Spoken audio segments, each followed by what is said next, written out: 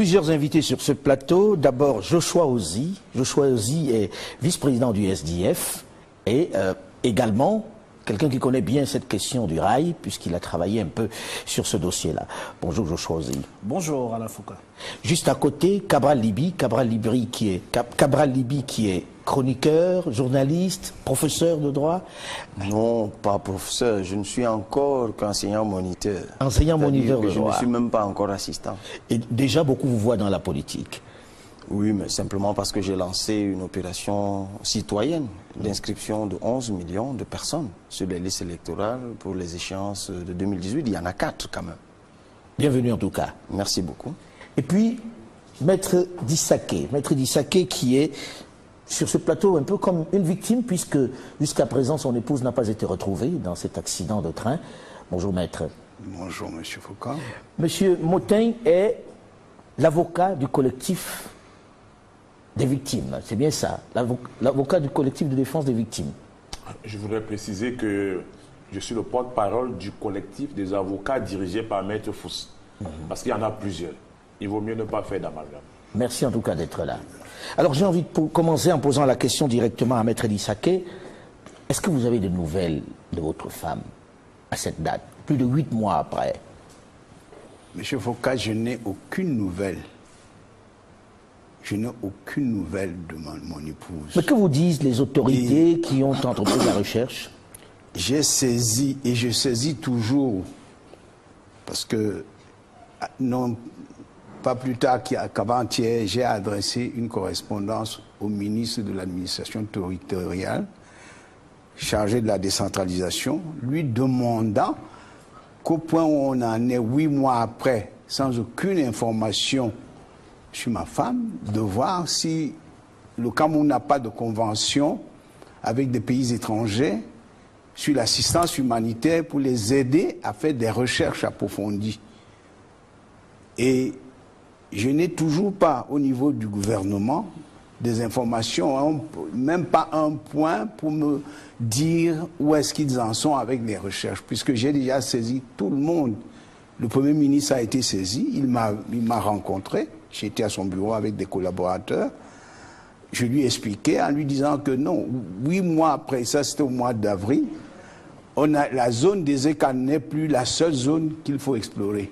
Et je lui ai dit que l'état des compétences, notamment la gendarmerie, qui a des services partout dans la République, qu'on étende les recherches hors de la zone. Mais certains ont pu dire, et je pense qu'ils vous l'ont dit aussi, qu'il n'était pas certain que votre épouse soit dans ce train. Non, ça c'est des affabulations. J'ai ici le manifeste. J'ai tout un dossier là-dessus. Hein. Le manifeste de ce fameux train. Oui. J'ai le manifeste que Camrail m'a adressé. Quand cette affaire a commencé, je leur ai adressé plusieurs sommations. Ils m'ont adressé le manifeste où il apparaît que mon épouse était là sous le nom de Nangué. Elle était sur le siège 54 et dans le wagon 1321. Ça, il ne fait plus de doute là-dessus. Ce sont des affabulations. Je l'ai ici. Bon. Alors, que vous dit Camrail? Bon, Camrail disent que, en fait, ils ne font rien, il faut le dire, puisque j'ai été très sévère même envers leur ancien directeur qui vient de partir, à qui j'avais dit purement et simplement que s'il avait la personnalité, il aurait dû démissionner de Camrail. Parce que c'est pas la peine de chercher le document, oui, on le prendra existe. après. Oui, il existe. Il Alors, existe. donc Camrail vous dit, on essaie de retrouver l'époux? Oui, à l'époque, mais aujourd'hui, ils se retranchent. J'ai eu une de leurs correspondances hier, parce que quand le gouvernement a sorti son communiqué il y a quelques semaines, et où il était silencieux sur les décédés et les disparus, j'ai réagi et il disait que Camrail est le responsable principal de la catastrophe. J'ai réagi immédiatement. J'ai dit à Camrail que je prends acte de ce que le gouvernement dit que c'est vous le principal. Puisque ce rapport incrimine Camrail sur plusieurs points. Et que si on a des recherches à faire, qu'on s'adresse à vous. C'est ce que je leur ai écrit au nouveau directeur. Et qu'est-ce qui vous a été répondu? Pour le moment, ils n'ont pas réagi, mais dans la même logique, comme j'ai eu un choc à l'œil gauche et que j'ai été traité par les médecins de l'hôpital militaire, les médecins des armées, je leur ai demandé de me rembourser les menus frais que ça voulait. Ils m'ont donc répondu en me disant que non, je ne suis pas une victime directe. Ensuite, ils me disent que nous avons saisi le ministre de l'administration territoriale pour compétence. Je suis en train de leur préparer une correspondance pour leur dire que tout ça, c'est de fuite en avant et que je ne les lâcherai pas. Alors, Maître Motin, y a-t-il d'autres disparus que vous avez identifiés? Heureusement. Heureusement, en écoutant M. Dissaquet, je me rends compte que nous sommes bien lotis parce qu'on n'a pas de disparus. Ça aurait été une situation particulière à gérer. Nous avons 66 victimes et familles de victimes, parmi lesquelles 6 morts et 55 blessés, donc 61 familles au total. On n'a heureusement pas de disparus parce que la situation n'est pas reluisante. Alors, quand vous dites ce nombre-là, on se dit combien y a-t-il eu de victimes véritablement dans ce train-là? Parce que le débat sur le nombre de morts continue d'exister. Je voudrais bien pouvoir vous donner le nombre de victimes, mais il se trouve qu'à la réalité, notamment pour les morts, chaque famille pleure son mort dans le silence de sa maison. Et il est donc difficile d'arriver à dire qu'il y avait tel nombre de morts. C'est vrai que mais sachant qu'il existe un collectif d'avocats qui défend ces familles-là, pensez-vous qu'il puisse y avoir un mort, une famille qui décide de ne pas parler de son mort, de ne pas se rapprocher de vous? Je vous ai indiqué qu'il n'y a pas que nous. Donc, une famille peut n'être pas venue vers nous et être allée vers les autres. Donc, nous ne pouvons vous parler que de ce que nous savons. Et vous en avez une 60aine? Tout à fait. Donc, mais à l'entame de cet incident, nous avons commis également quelques experts et détectives pour faire quelques recherches. Et sur la foi des éléments que nous avions, nous pensions jusque-là qu'il y a eu plus de morts que la version officielle ne l'a dit. Mais nous n'avons pas d'éléments pour pouvoir le prouver, d'éléments consubstantiels. Alors, avant de revenir sur les causes et puis sur la gestion de l'après-enquête, Joshua Ozi, par hasard, vous étiez dans cette zone le jour où s'est déroulé cet incident, cette tragédie. Est-ce que vous en savez davantage sur ce qui est fait pour les victimes aujourd'hui? Puisqu'il y a un rapport d'enquête qui met directement en cause Cam Rai. On les avait invités sur ce plateau, ils nous avaient promis d'être là. Jusqu'à il y a quelques minutes, on croyait qu'ils seraient là, mais on a reçu un SMS qui disait qu'ils ne pouvaient plus participer à cette émission. On le déplore, parce qu'on aurait voulu les avoir enfin sur ce plateau. On a fait beaucoup d'appels. Vous qui êtes de la place, qui êtes député à l'Assemblée, qui vivez cela, qu'est-ce qui est fait très concrètement? Je dirais malheureusement pas grand-chose. J'aimerais juste revenir sur le nombre de victimes pour dire peut-être l'information importante pour les auditeurs et téléspectateurs, c'est de savoir qu'on ne sait pas combien de passagers il y avait à bord de ce train. Jusqu'à maintenant. Ce qu'on sait, c'est qu'il était surchargé. Il était surchargé et parce qu'on a admis beaucoup de passagers sans billets au départ de Yaoundé. Donc c'est une précision importante parce que toute la problématique du nombre de victimes de cet accident vient du fait qu'on ne sait pas combien de passagers sont effectivement partis de Yaoundé. Parce que ce qu'ils ont retenu, c'est de vendre des billets sur le trajet. Sachant que les ECA, c'est au début du trajet, plus ou moins. Ils n'avaient pas encore vendu la totalité. Et donc on a trouvé ce jour-là sur le site plusieurs personnes qui avaient ce souci-là. Ils ont dit, je suis blessé, j'ai ma maman qui est blessée, qu'est-ce que je fais? Est-ce que vous pouvez me conseiller? Parce que j'ai pas de ticket.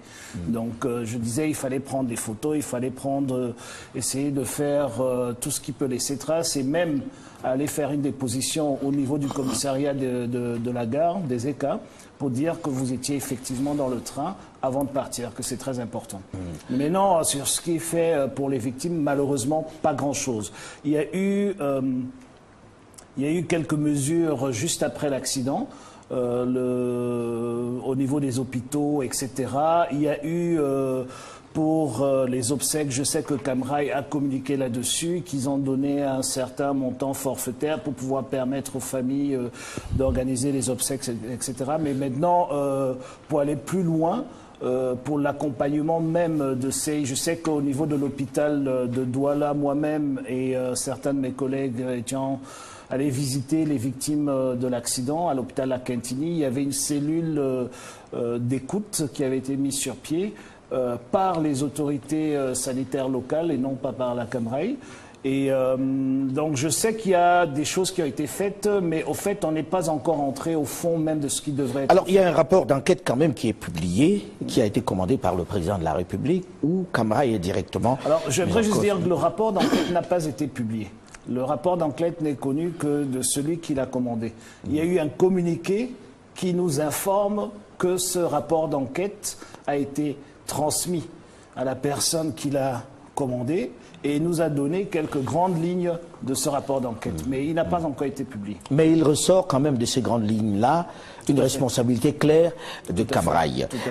Est-ce que c'est une façon pour l'État de se défausser, Cabral Libye? On sait quand même que Camraï, c'est une entreprise qui est gérée tout à fait à part. Est-ce que l'État avait une responsabilité dans cet accident, selon vous?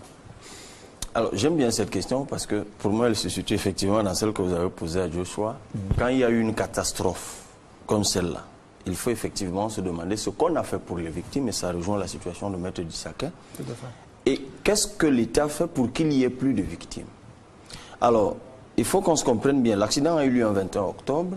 4 jours plus tard, le 25 octobre, le président signe un décret qui crée la commission d'enquête, dont le contenu, les mentions, les dispositions précisaient bien que le temps imparti à la commission était de 30 jours.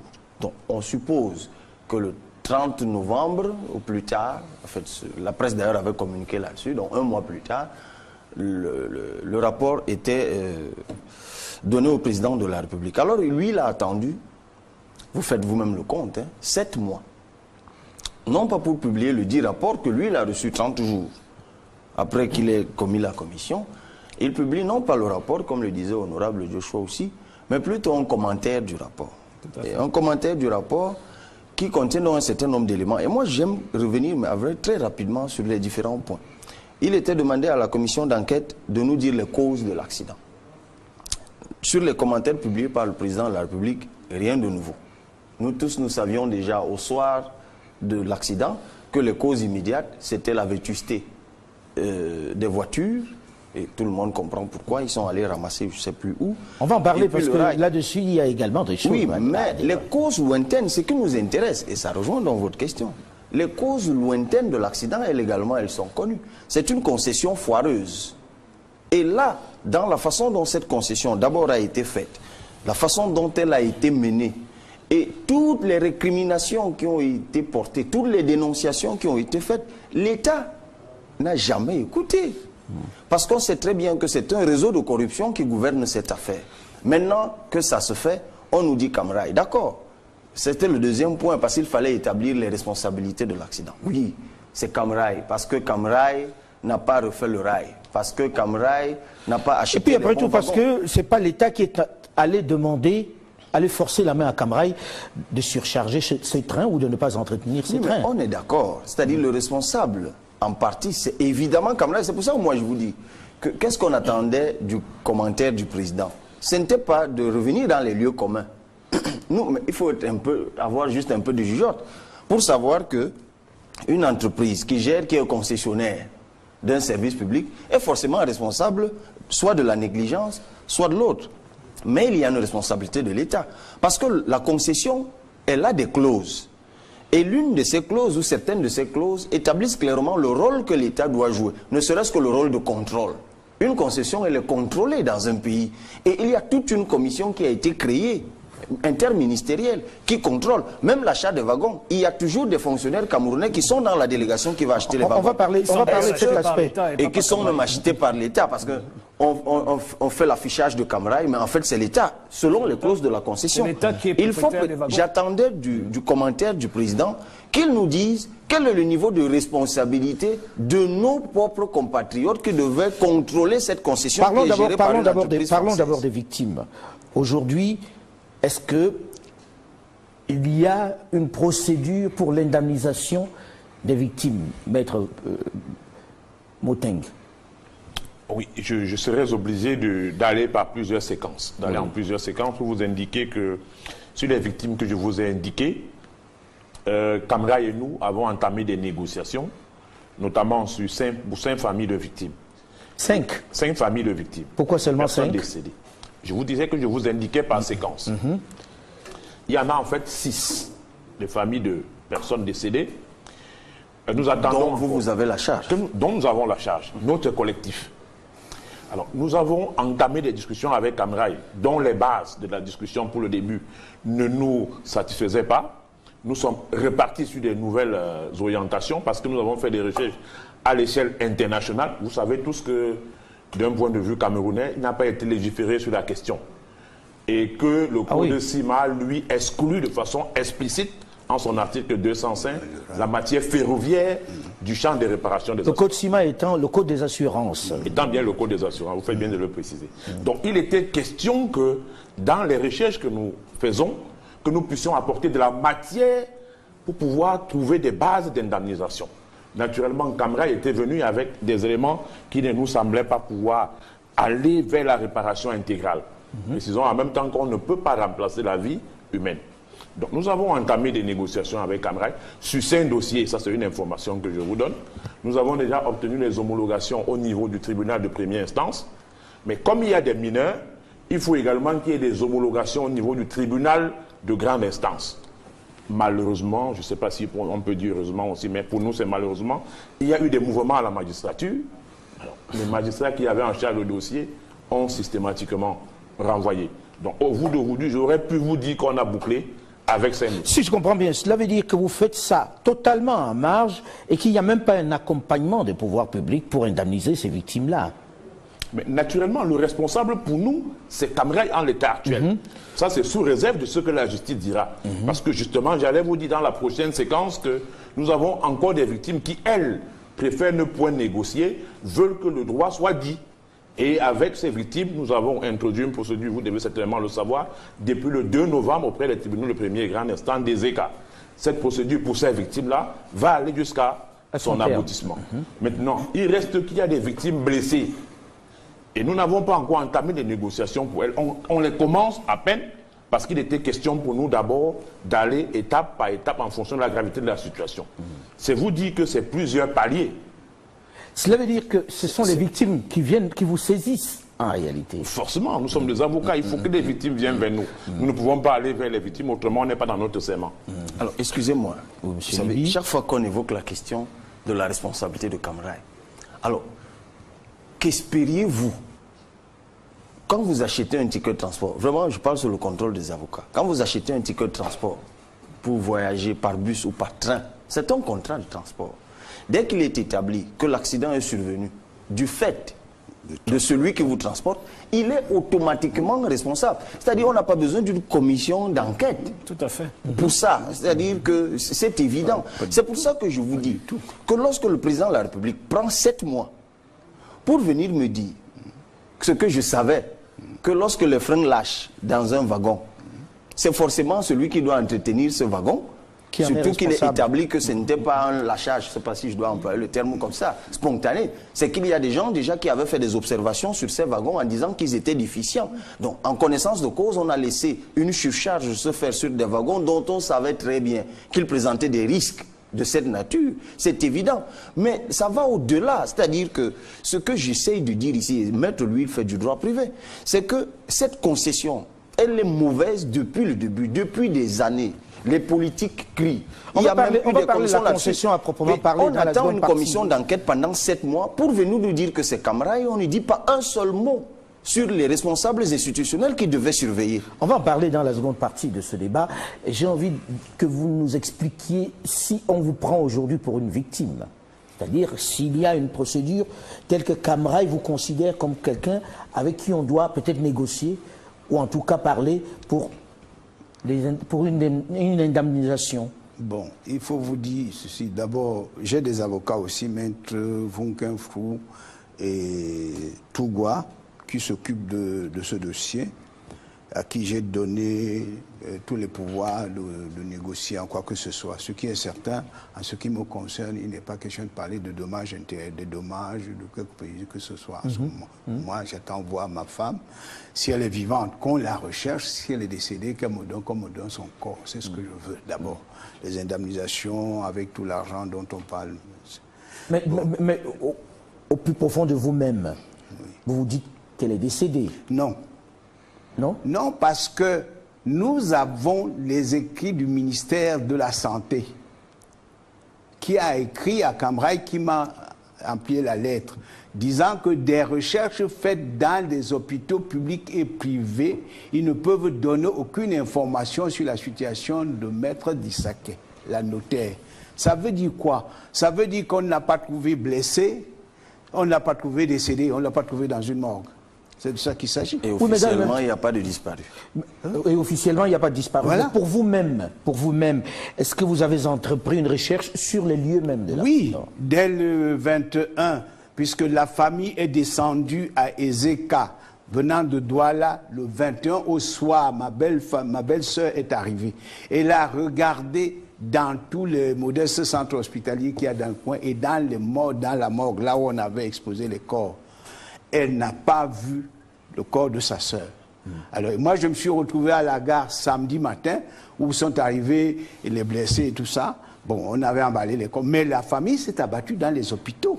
S'est rabattue dans les hôpitaux de Douala et de Yaoundé. Mais certains ont pu dire que le corps pouvait être enseveli dans les décombres du train, qui se trouve être encore sur place. Il y a une rumeur que nous ne pouvons pas confirmer ni quoi que ce soit, qui a circulé qu'on aurait enterré des gens à Ezeka. Mais les autorités, à mon niveau, me disent que non, cette opération n'a pas pu se faire. Mais la carcasse du train est encore sur place? Bon, je ne sais pas si à ce jour, après les enquêtes, on a enlevé. C'était le wagon de première classe, un wagon qui est tombé à la gare, sur le terre-plein.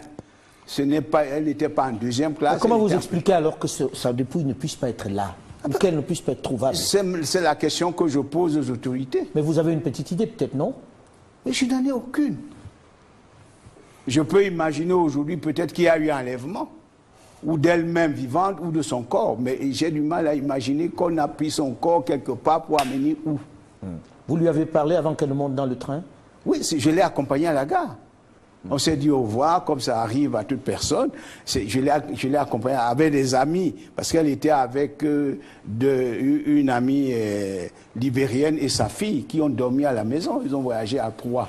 Or, ce couple, cette famille-là, les deux personnes sont sorties, pas indemnes, mais avec des traumatismes divers. La dame, elle est à Douala, sa fille qui devait voyager, elle est aux États-Unis. Mais jusqu'aujourd'hui, elle n'a pas pu nous donner elle-même des informations nous permettant de dire que mon épouse était ici. Je voyais Maître Moteng vouloir réagir lorsque Maître Dissaké évoquait les derniers moments avec son épouse et le fait que l'on n'ait jamais pu la retrouver. Que vouliez-vous dire? Oui, je suis embêté parce que Maître Dissaké vient de faire une révélation, je ne sais pas si c'en est vraiment une, en nous indiquant que son épouse était quand même accompagnée de 2 personnes.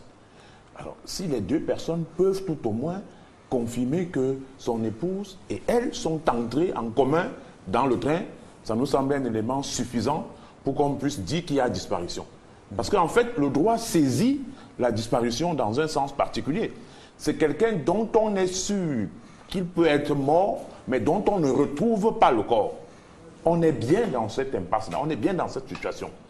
Alors, il y a eu une catastrophe, il y a eu beaucoup de morts. Son épouse n'est pas revenue à la maison. Les fortes présomptions pèsent dans le sens de ce qu'elle est morte, puisque le corps n'est pas là.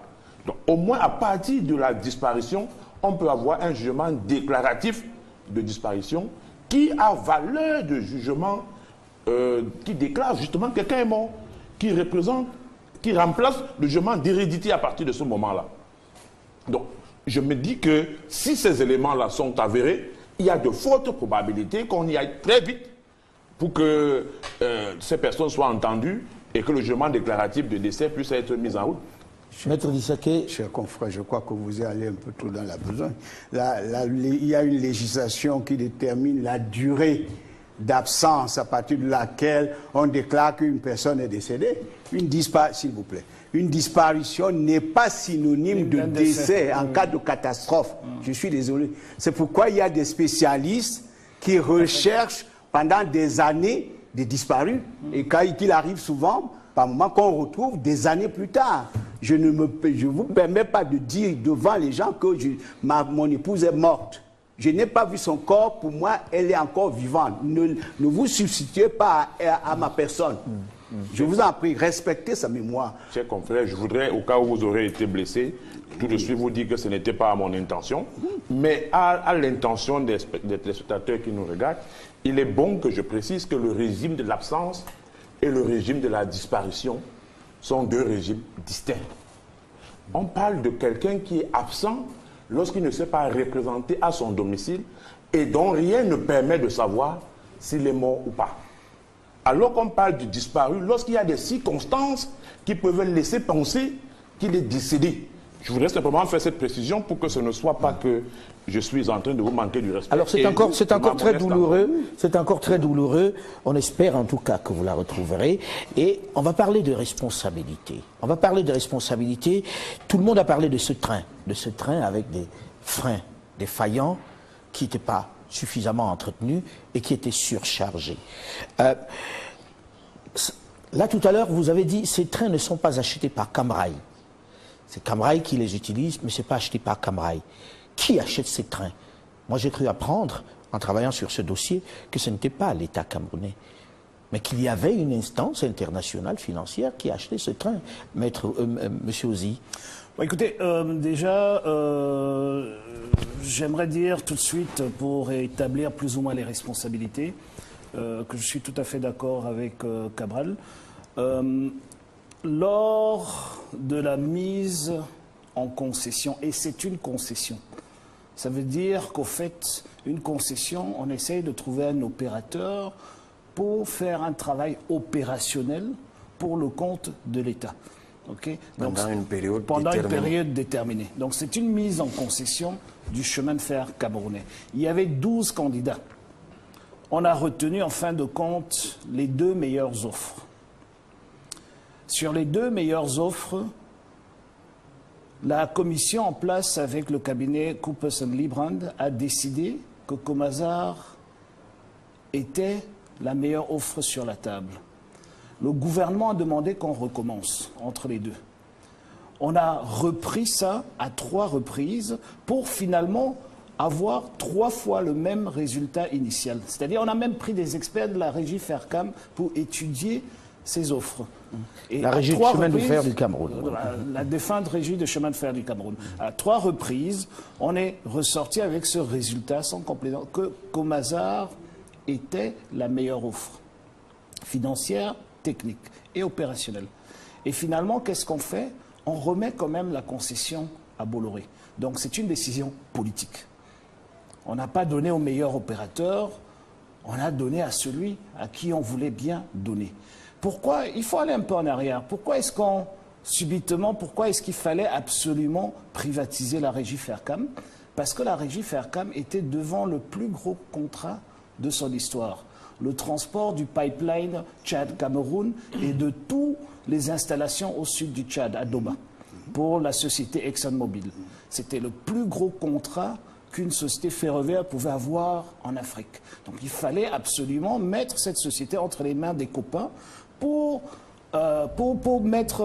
faire main basse sur ce pacte. Oui, mais dans le même temps, quand on regarde, le groupe dont vous parlez est présent dans la plupart des États. Quand je regarde le rapport... Est-ce que ça ne veut pas dire qu'il est meilleur? Est-ce que ça ne veut pas dire qu'il est meilleur? Ici, devant moi, le rapport relatif à cette attribution de cette concession, où les experts étaient unanimes. Ils ont dit, en prenant même une décision politique pour aller vers la deuxième offre, on prend le risque de créer une position dominante de ce groupe dans la chaîne du groupe Bolloré. Et en plus, on met le groupe Bolloré dans une position dominante avec ses propres concurrents. Et c'est effectivement ce qui s'est passé. Et j'aimerais aller plus loin pour montrer qu'il y a eu manigance dans cette attribution. l'État du Cameroun n'a jamais mis en place, parce que la commission dont on parle, c'est la commission de suivi de la mise en concession. Mais ce que l'État du Cameroun devait faire, d'après ce contrat de concession, c'est de mettre sur pied un organe de contrôle. C'est-à-dire qu'aujourd'hui, c'est comme si vous dites que c'est chaque chauffeur qui est responsable de savoir s'il a un permis de conduire ou pas, s'il roule à la bonne vitesse ou pas. Non, il n'y a pas de gendarme du rail au Cameroun. C'est-à-dire qu'on a dans l'aviation, vous avez l'autorité de l'aviation civile. Dans tous les pays où vous avez des chemins de fer mis sous concession, comme en Angleterre, il y a une autorité du rail qui fait tous ces contrôles-là. Mais au Cameroun, ce qu'on a fait une direction du rail avec 3 personnes au ministère et on a laissé le contrôle à la Camrail. Et en plus, qu'est-ce qui s'est passé? On s'est vidé de tous nos experts. Parce que Camrail n'a pas repris les seuls experts qu'on avait. Pourquoi est-ce qu'on n'avait pas un organe réglementaire au niveau, une autorité réglementaire au niveau du rail? Parce que c'était une société d'État. Donc on n'avait pas besoin de ce double contrôle. Mais moi j'ai envie de dire, quand on regarde dans la plupart des nations francophones du sud du Sahara, ce groupe est présent dans ces différents secteurs, dont celui du rail, et que pour l'instant, le Cameroun est celui qui accuse cette tragédie. Malheureusement, ce groupe a eu des accidents un peu partout, ils sont présents, vous le savez très bien. Mais j'aimerais juste dire, quand vous gérez un pays et que vous faites venir des investisseurs étrangers, essayez quand même d'avoir un minimum de regard sur ces investisseurs-là. Aujourd'hui, quand un groupe français vient pour obtenir des concessions dans le chemin de fer en Afrique, posons-nous quand même la question s'ils ont déjà fait ça chez eux. Vous êtes basé à Paris, j'ai jamais vu un train Bolloré en France.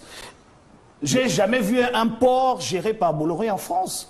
Peut-être qu'il peut, à la hauteur de ce que nous sommes, faire mieux.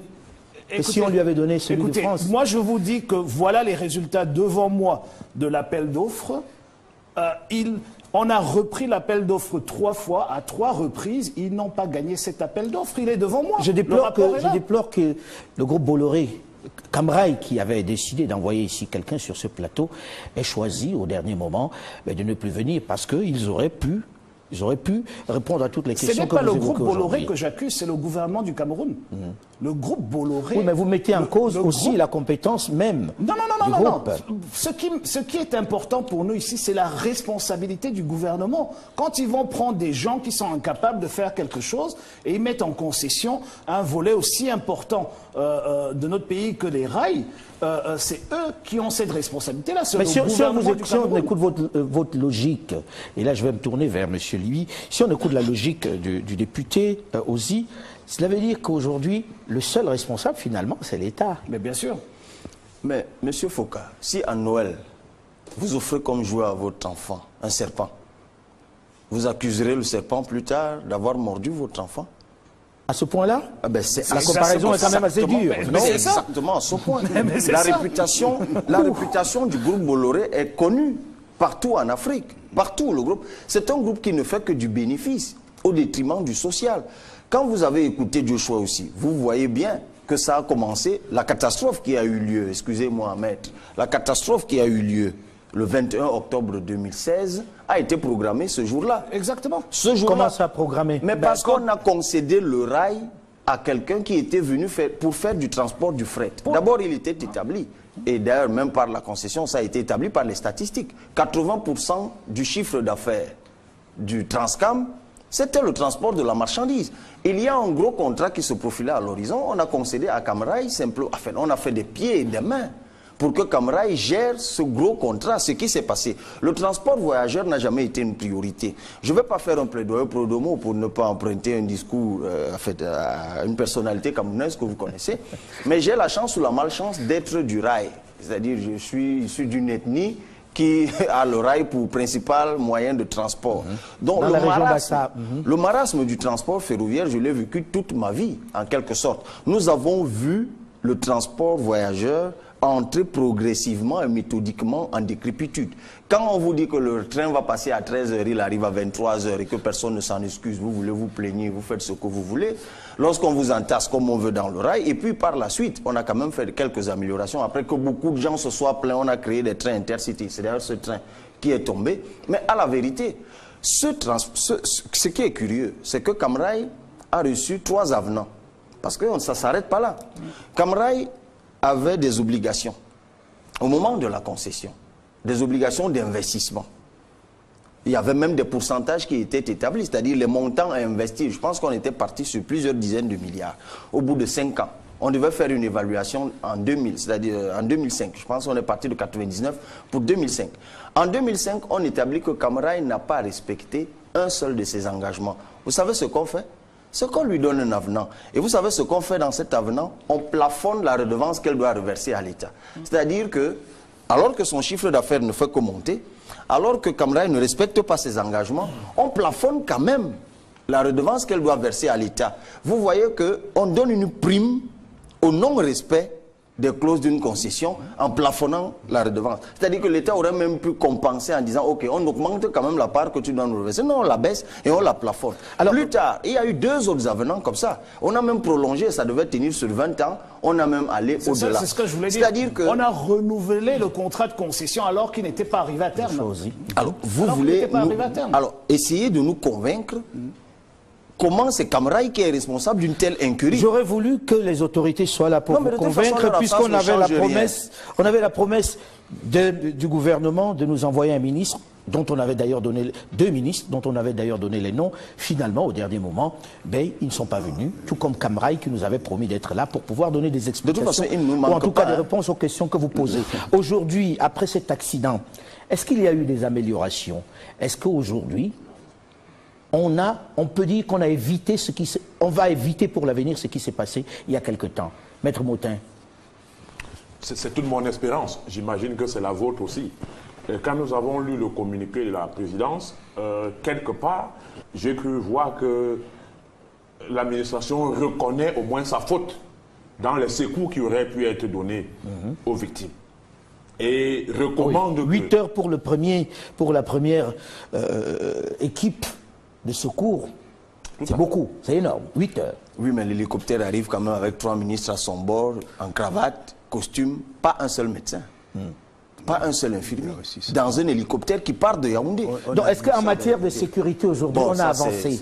Je disais que la commission recommande au moins que des mesures soient mises en place afin que si jamais on devrait avoir ce genre d'événement, en espérant que personne ne l'ait, que si jamais on devait avoir, que les secours puissent arriver au plus vite.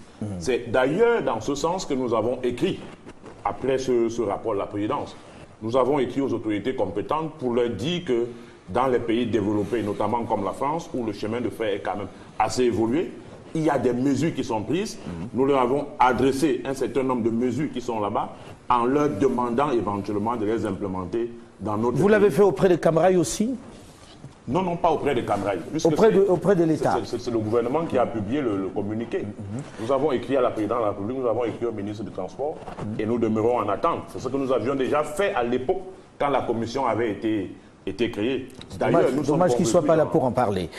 Maître Dissaké, je sais que c'est un sujet encore douloureux. Avez-vous le sentiment qu'on a tiré des leçons de cette tragédie, tant Camrail que les pouvoirs publics? Vous savez, sans être un politicien, je suis un citoyen camerounais qui observe tout. Les 2 intervenants devant nous ont dit des choses très importantes. Vraiment, en tant que simple citoyen, je ne pense pas que les améliorations souhaitées, c'est pour demain. C'est beaucoup de choses très compliquées. Moi, je voudrais revenir au cas de mon épouse. Je lui ai dit qu'on ne fait pas suffisamment de recherche. Le Premier ministre m'a reçu, beaucoup de ministres m'ont reçu, mais j'ai le sentiment qu'on ne fait pas suffisamment de recherche. Alors comment doit-on, d'après vous, faire ces recherches-là aujourd'hui? Non, il y a des spécialistes en recherche de personnes disparues en cas de catastrophe. Ça existe. Ce n'est pas forcément à l'étranger. Il peut en avoir au Cameroun. Est-ce qu'on les a consultés un gouvernement a quand même, après un tel accident, une telle catastrophe, l'obligation est qu'il y a des Camerounais qui ont disparu, de savoir si localement il y a des gens formés. Et ils le sont. Consulter ces gens. Moi, en tant que citoyen et victime, je dis appeler l'étranger, mais il n'est pas exclu qu'à l'intérieur du territoire national, il y ait des gens qui ne demandent qu'à être outillés pour faire des recherches. Des recherches. Alors, certains ont souvent dit que ni le gouvernement, ni Cam Rail n'étaient responsables de cet accident en partie, qu'il fallait aussi chercher la responsabilité des institutions financières internationales, notamment la Banque mondiale, qui auraient financé ces trains-là, ces trains chinois. Vous avez écouté cela? Écoutez, je veux même pas commenter cela parce que vous ne pouvez pas dire que parce que la banque vous a prêté de l'argent pour acheter une voiture, que la banque est responsable quand vous avez bu de l'alcool et vous avez tué des gens sur la route. Donc je dis et j'insiste. Mais selon ces personnes, ce serait l'institution qui aurait choisi la compagnie chinoise qui a fabriqué ces trains-là. Écoutez, la fabrication des trains n'était pas le problème. L'origine des trains encore moins. Le problème, et je répète, c'est que dans la concession avec Cam Rail, l'État du Cameroun n'a pas prévu d'organes régulateurs, comme c'est dans tous les autres secteurs. On a privatisé l'électricité, il y a un régulateur. On a privatisé le téléphone, il y a un régulateur. On est dans l'aérien avec un régulateur. On est sur la route avec un régulateur. Il n'y a pas de régulateur. Le régulateur, c'était le groupe Bolloré. C'était lui-même son propre gendarme. Il n'y a pas de plan de formation. Il faut encore comprendre que tous les experts du ministère des Transports, les experts en rail, ont été absorbés par Cam Rail. Donc ceux qui avaient autorité, qui comprenaient ce que c'était le rail, sont tous devenus des employés de Bolloré. Donc ne pouvaient plus s'autocritiquer. Et même ceux qui ont voulu parler ont été... Bolloré les a virés dès le départ. Ils sont au quartier aujourd'hui. On les connaît. Ceux qui ont dit que ce qui se passait... Vous savez que... on connaît le scandale de Citrafer voilà. avec Jacques Bimal. Avec Jacques Bimal. Qu'on a réduit à néant avec la complicité de l'État. Est-ce que vous vous rendez compte que la concession, à la signature de la concession, il n'y a pas eu un inventaire du matériel qui est remis? Est-ce que vous savez que, par exemple, pour le transport de passagers, comme Cabral le disait tantôt, Cam Rail recevait une subvention? C'était subventionné par l'État. Donc il faut aller voir la responsabilité là où elle est. Le gouvernement du Cameroun Qu'est-ce que je déplore l'absence de Cam Rail et des pouvoirs publics sur le gouvernement du Cameroun a privatisé... Tout le monde dirait qu'il était déséquilibré le plateau, pourtant on a tout fait pour qu'il soit très équilibré. On a privatisé la régie Faircam pour se faire de l'argent rapidement et donc ils sont responsables. Qui veut se faire de l'argent? C'est cette oligarchie ici à Yaoundé qui a pris ces décisions-là. Bon, alors, monsieur Cabral, le contexte, si tu permets, en fait, je veux dire, c'est vrai que le contexte de privatisation est quelque peu compliqué. C'est-à-dire on est sous ajustement structurel, on doit décongestionner l'État, on impose le PPP, partenariat public-privé. Donc il n'y a pas que le rail qui a été privatisé. C'est vrai quand même que compte tenu des perspectives qui se profilaient à l'horizon, l'État aurait pu quand même s'opposer à cette privatisation puisque c'était rentable. Mais je veux revenir à des choses très concrètes parce que le temps tourne vite. Oui, mais est-ce qu'aujourd'hui, les trains incriminés ont été sortis de la flotte de Cam Rail? De toute façon, au jour où nous sommes, le transport voyageur n'a pas encore repris. Et peut-être même pour répondre à votre question, les carcasses sont encore réalisées, car je pense qu'on est en train de réfléchir à l'achat de nouveaux wagons. Mais on va bien parler de wagons. Mais je suis sûr que même si vous allez acheter des wagons aujourd'hui à Bombardier au Canada, je crois que c'est là-bas que ça se trouve, le rail que nous avons est impropre même à ce type de wagon. Peut-être même qu'il n'y a que les voitures chinoises qui pouvaient rouler là-dessus. Et là encore, c'est un choix de l'État. L'organigramme du ministère des Travaux publics que j'ai pu consulter, qui date de 2013, vous y trouvez trois grandes directions générales. Et l'une, celle qui est chargée des questions dont nous parlons, c'est la direction des infrastructures. Et quand vous allez dans la direction générale des infrastructures, puisque l'autre direction principale, c'est la direction des études techniques, vous trouvez 6 directions. Et 3 sont consacrées à la route. Sur les 3 autres, il y a une qu'on appelle direction des autres infrastructures. Et c'est là-dedans que vous trouvez la sous-direction des travaux ferroviaires. Ça veut dire que l'État même déjà, dans ses choix d'orientation politique, s'est désengagé du rail. Chose paradoxale parce que curieusement, le Transcam, le rail dont nous parlons, ce n'est pas rien au Cameroun. On a d'abord la ligne, le Transcam 1, c'est 264 km, Yaoundé-Douala. où est survenu l'accident. Et il y a Transcam 2, Yaoundé-Ngaoundéré, plus de 600 km. Et il y a le Transcam 3 qui a disparu, qui est allé à l'ouest. Comment, sur un trajet... Au sud-ouest, oui, c'était Kumba et autres. Konsamba-Kumba. Comment un tronçon de près de 1000 km peut faire l'objet d'une minoration aussi scandaleuse? Je suis obligé de vous interrompre parce qu'on arrive... Il y a eu même un aménagement institutionnel pour favoriser Bolloré finalement dans cette affaire. Bon, c'est un débat, il n'est pas là pour se défendre. J'aurais bien souhaité qu'il soit là pour se défendre. Bon, peut-être ce Sokoula quand même, ça aurait été bien. J'aurais souhaité qu'il soit là pour se défendre. J'espère qu'on organisera encore un débat pour pouvoir en parler, parce que le sujet est important, parce qu'il y a eu mort d'homme, parce que ça concerne des milliers de Camerounais et parce que le monde regarde. Mort et disparition. Mort et disparition. Là encore, c'est un mensonge odieux qu'on pourrait au moins rectifier. Sur la base des éléments que nous avons, ça ne nous coûte rien. C'est juridique de dire qu'il y a eu au moins un disparu. Merci monsieur, et puis bon courage à vous, Maître Dissaké, dans cette recherche-là. Le débat africain s'est terminé pour aujourd'hui. Delphine Michaud, Olivier Raoul et Alain Foucault. Nous vous donnons rendez-vous la semaine prochaine, même heure, même fréquence, pour un autre débat africain.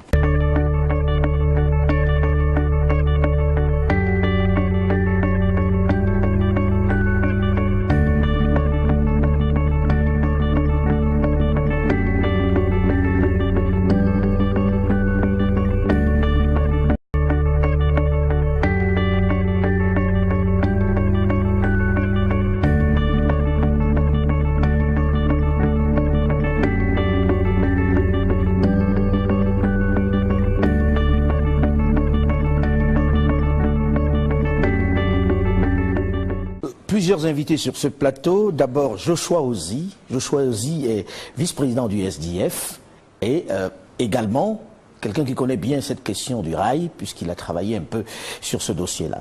Bonjour Joshua Ozi. Bonjour Alain Foucault. Juste à côté, Cabral Libi qui est chroniqueur, journaliste, professeur de droit. Non, pas professeur, je ne suis encore qu'enseignant moniteur. Enseignant moniteur de droit. Je ne suis même pas encore assistant. Et déjà, beaucoup vous voient dans la politique. Oui, mais simplement parce que j'ai lancé une opération citoyenne d'inscription de 11 millions de personnes sur les listes électorales pour les échéances de 2018. Il y en a 4 quand même. Bienvenue en tout cas. Merci beaucoup. Et puis, Maître Dissaké qui est sur ce plateau un peu comme une victime, puisque jusqu'à présent son épouse n'a pas été retrouvée dans cet accident de train. Bonjour Maître. Bonjour Monsieur Foucault. Monsieur Motin est l'avocat du collectif des victimes, c'est bien ça, l'avocat du collectif de défense des victimes. Je voudrais préciser que je suis le porte-parole du collectif des avocats dirigé par Maître Fous, parce qu'il y en a plusieurs. Il vaut mieux ne pas faire d'amalgame. Merci en tout cas d'être là. Alors j'ai envie de commencer en posant la question directement à Maître Dissaké. Est-ce que vous avez des nouvelles de votre femme à cette date, plus de 8 mois après? Monsieur Foucault, je n'ai aucune nouvelle. Je n'ai aucune nouvelle de mon épouse. Mais que vous disent les autorités qui ont entrepris la recherche? J'ai saisi, et je saisis toujours, parce que, non, pas plus tard qu'avant-hier, j'ai adressé une correspondance au ministre de l'administration territoriale, chargé de la décentralisation, lui demandant qu'au point où on en est 8 mois après, sans aucune information sur ma femme, de voir si le Cameroun n'a pas de convention avec des pays étrangers sur l'assistance humanitaire pour les aider à faire des recherches approfondies. Et je n'ai toujours pas, au niveau du gouvernement, des informations, même pas un point pour me dire où est-ce qu'ils en sont avec les recherches, puisque j'ai déjà saisi tout le monde. Le Premier ministre a été saisi, il m'a rencontré, j'étais à son bureau avec des collaborateurs. Je lui ai expliqué en lui disant que non. Combien de passagers sont effectivement partis de Yaoundé? Parce que ce qu'ils ont retenu, c'est de vendre des billets sur le trajet. Sachant que les ECA, c'est au début du trajet, plus ou moins. Ils n'avaient pas encore vendu la totalité. Et donc, on a trouvé ce jour-là sur le site plusieurs personnes qui avaient ce souci-là. Ils ont dit, je suis blessé, j'ai ma maman qui est blessée, qu'est-ce que je fais? Est-ce que vous pouvez me conseiller? Parce que j'ai pas de ticket. Donc je disais, il fallait prendre des photos, il fallait essayer de faire tout ce qui peut laisser trace et même aller faire une déposition au niveau du commissariat de la gare, des ECA, pour dire que vous étiez effectivement dans le train avant de partir, que c'est très important. Mais non, sur ce qui est fait pour les victimes, malheureusement, pas grand-chose. Il y a eu quelques mesures juste après l'accident, au niveau des hôpitaux, etc. Il y a eu...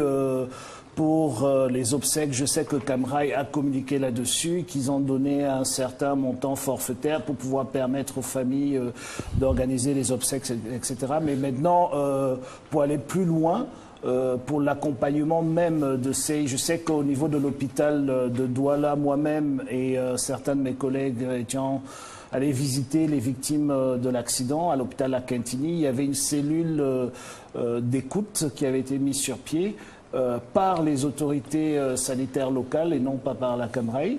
Et donc je sais qu'il y a des choses qui ont été faites, mais au fait, on n'est pas encore entré au fond même de ce qui devrait être. Alors il y a un rapport d'enquête quand même qui est publié, qui a été commandé par le président de la République, où Camrail est directement... Alors j'aimerais juste dire que le rapport d'enquête n'a pas été publié. Le rapport d'enquête n'est connu que de celui qui l'a commandé. Il y a eu un communiqué qui nous informe que ce rapport d'enquête a été transmis à la personne qui l'a commandé et nous a donné quelques grandes lignes de ce rapport d'enquête. Mais il n'a pas encore été publié. Mais il ressort quand même de ces grandes lignes-là une responsabilité claire de Camrail. Est-ce que c'est une façon pour l'État de se défausser, Cabral Libye? On sait quand même que Camrail, c'est une entreprise qui est gérée tout à fait à part. Est-ce que l'État avait une responsabilité dans cet accident, selon vous? Alors, j'aime bien cette question parce que pour moi, elle se situe effectivement dans celle que vous avez posée à Joshua. Quand il y a eu une catastrophe comme celle-là, il faut effectivement se demander ce qu'on a fait pour les victimes, et ça rejoint la situation de Maître Dissaké. Et qu'est-ce que l'État fait pour qu'il n'y ait plus de victimes? Alors, il faut qu'on se comprenne bien. L'accident a eu lieu le 21 octobre. 4 jours plus tard, le 25 octobre, le président signe un décret qui crée la commission d'enquête, dont le contenu, les mentions, les dispositions précisaient bien que le temps imparti à la commission était de 30 jours. Donc on suppose que le 30 novembre ou plus tard, en fait, la presse d'ailleurs avait communiqué là-dessus, donc un mois plus tard, le rapport était donné au président de la République. Alors lui, il a attendu, vous faites vous-même le compte, 7 mois. Non pas pour publier le dit rapport que lui, il a reçu 30 jours. Après qu'il ait commis la commission, il publie non pas le rapport, comme le disait honorable Joshua aussi, mais plutôt un commentaire du rapport.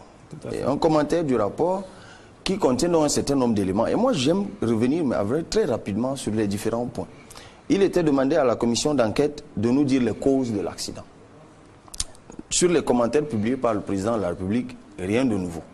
Nous tous, nous savions déjà au soir de l'accident que les causes immédiates, c'était la vétusté des voitures, et tout le monde comprend pourquoi ils sont allés ramasser je ne sais plus où. On va en parler parce que là-dessus il y a également des choses. Oui, mais les causes lointaines, ce qui nous intéresse, et ça rejoint dans votre question, les causes lointaines de l'accident, elles sont connues. C'est une concession foireuse. Et là, dans la façon dont cette concession d'abord a été faite, la façon dont elle a été menée, et toutes les récriminations qui ont été portées, toutes les dénonciations qui ont été faites, l'État n'a jamais écouté. Parce qu'on sait très bien que c'est un réseau de corruption qui gouverne cette affaire. Maintenant que ça se fait, on nous dit Camrail. D'accord. C'était le deuxième point, parce qu'il fallait établir les responsabilités de l'accident. Oui, c'est Camrail, parce que Camrail n'a pas refait le rail. Parce que Camrail n'a pas acheté. Et puis après tout, parce que c'est pas l'État qui est allé aller forcer la main à Camrail de surcharger ses trains ou de ne pas entretenir ses trains. On est d'accord. C'est-à-dire le responsable, en partie, c'est évidemment Camrail. C'est pour ça que moi je vous dis, qu'est-ce qu'on attendait du commentaire du président? Ce n'était pas de revenir dans les lieux communs. Nous, mais il faut avoir juste un peu de jugeote pour savoir que une entreprise qui est concessionnaire d'un service public est forcément responsable soit de la négligence, soit de l'autre. Mais il y a une responsabilité de l'État. Parce que la concession, elle a des clauses. Et l'une de ces clauses, ou certaines de ces clauses, établissent clairement le rôle que l'État doit jouer. Ne serait-ce que le rôle de contrôle. Une concession, elle est contrôlée dans un pays. Et il y a toute une commission qui a été créée, interministérielle, qui contrôle même l'achat des wagons. Il y a toujours des fonctionnaires camerounais qui sont dans la délégation qui va acheter les wagons. On va parler de cet aspect. Et qui sont même achetés par l'État, parce que on fait l'affichage de Camrail, mais en fait c'est l'État, selon les clauses de la concession. l'État qui est Il faut propriétaire des wagons. j'attendais du commentaire du président qu'il nous dise quel est le niveau de responsabilité. 8 mois après, ça c'était au mois d'avril, la zone des ECA n'est plus la seule zone qu'il faut explorer. Et je lui ai dit que l'État des compétences, notamment la gendarmerie, qui a des services partout dans la République, qu'on étende les recherches hors de la zone. Mais certains ont pu dire, et je pense qu'ils vous l'ont dit aussi, qu'ils n'étaient pas certains que votre épouse soit dans ce train. Non, ça c'est des affabulations. J'ai ici le manifeste. J'ai tout un dossier là-dessus. Hein. Le manifeste de ce fameux train. Oui. J'ai le manifeste que Camrail m'a adressé. Quand cette affaire a commencé, je leur ai adressé plusieurs sommations. Ils m'ont adressé le manifeste où il apparaît que mon épouse était là sous le nom de Nangué.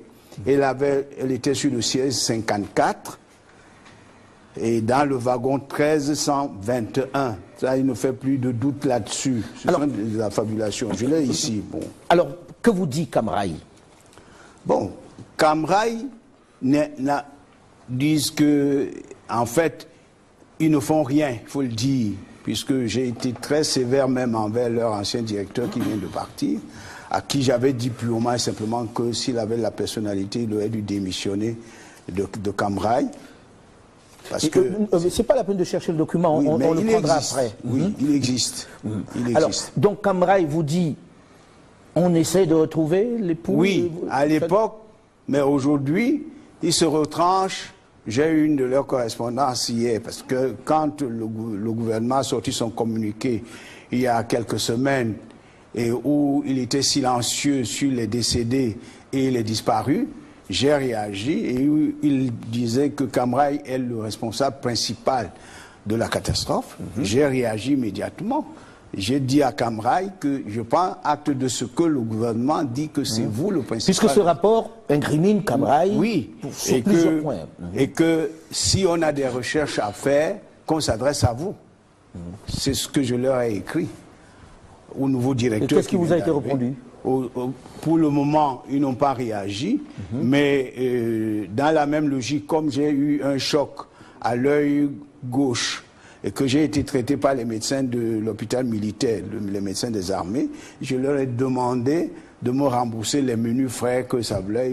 Ils m'ont donc répondu en me disant que non, je ne suis pas une victime directe.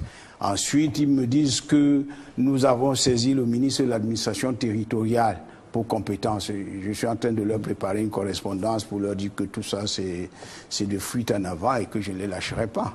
Alors, Maître Motin, y a-t-il d'autres disparus que vous avez identifiés? Heureusement. Heureusement, en écoutant M. Dissaquet, je me rends compte que nous sommes bien lotis parce qu'on n'a pas de disparus. Ça aurait été une situation particulière à gérer. Nous avons 66 victimes et familles de victimes, parmi lesquelles 6 morts et 55 blessés, donc 61 familles au total. On n'a heureusement pas de disparus parce que la situation n'est pas reluisante. Alors, quand vous dites ce nombre-là, on se dit combien y a-t-il eu de victimes véritablement dans ce train-là? Parce que le débat sur le nombre de morts continue d'exister. Je voudrais bien pouvoir vous donner le nombre de victimes, mais il se trouve qu'à la réalité, notamment pour les morts, chaque famille pleure son mort dans le silence de sa maison. Et il est donc difficile d'arriver à dire qu'il y avait tel nombre de morts. C'est vrai que oui, mais sachant qu'il existe un collectif d'avocats qui défend ces familles-là, pensez-vous qu'il puisse y avoir une famille qui décide de ne pas parler de son mort, de ne pas se rapprocher de vous? Je vous ai indiqué qu'il n'y a pas que nous. Donc, une famille peut n'être pas venue vers nous et être allée vers les autres. Donc, nous ne pouvons vous parler que de ce que nous savons. Et vous en avez une 60aine? Tout à fait. Donc, mais à l'entame de cet incident, nous avons commis également quelques experts et détectives pour faire quelques recherches. Et sur la foi des éléments que nous avions, nous pensions jusque-là qu'il y a eu plus de morts que la version officielle ne l'a dit. Mais nous n'avons pas d'éléments pour pouvoir le prouver. d'éléments consubstantiels.